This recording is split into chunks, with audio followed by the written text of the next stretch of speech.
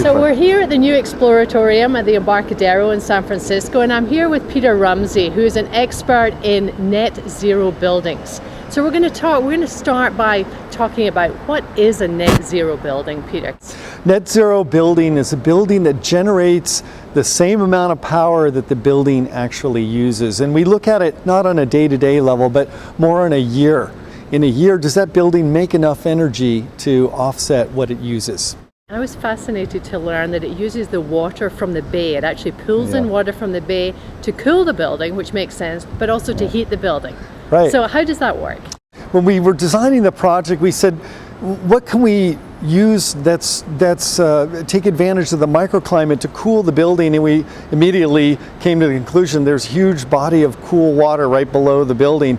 And so we designed a system similar to what aquariums use, where we pull the water in, we filter it, and with heat exchangers where we keep the salt water isolated from the building water, we grab the cooling out of the bay water, create cold water that we then pump through tubes that are embedded in the floor or in the slab of the building, and we provide cooling that way.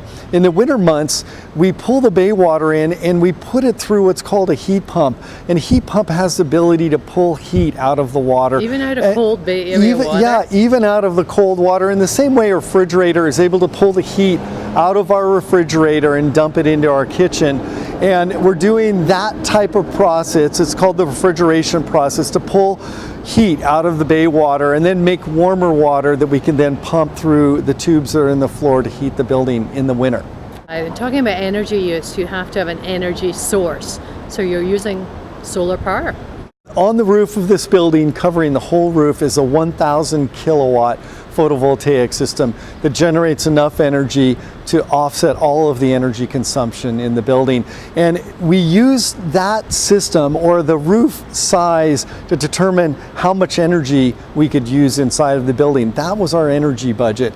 And we designed the systems, that is the heating and cooling, the lighting systems, and even the exhibits to meet that budget. But here we had to get involved with the exhibit designers on the energy consumption of an exhibit and talk to them about ways to design exhibits that use less energy.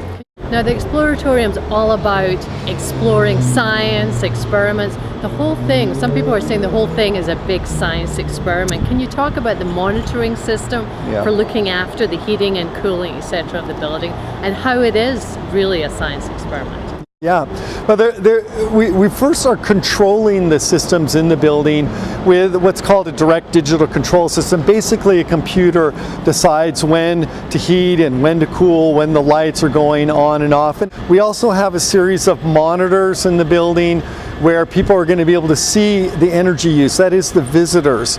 And they'll not only see the energy use, but the energy production of the photovoltaic system.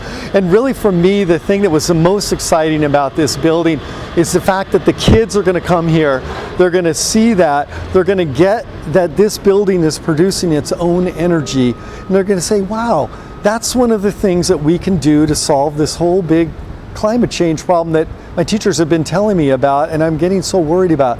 The Exploratorium is going to show them the way to simply and easily address that. We can design and build buildings that make their own energy and don't create a carbon problem. All right, so zero carbon footprint, is that effectively what Zero, it means? yes, zero carbon footprint. And really, if you think about the energy saved in this building will be a very large amount, but in my estimation, it's going to be very small compared to the inspiration the kids are going to get from this building. And as they grow up and become leaders in society, they'll be the ones saying, we should just do that zero energy thing. I saw it when I was a kid. It was no big deal.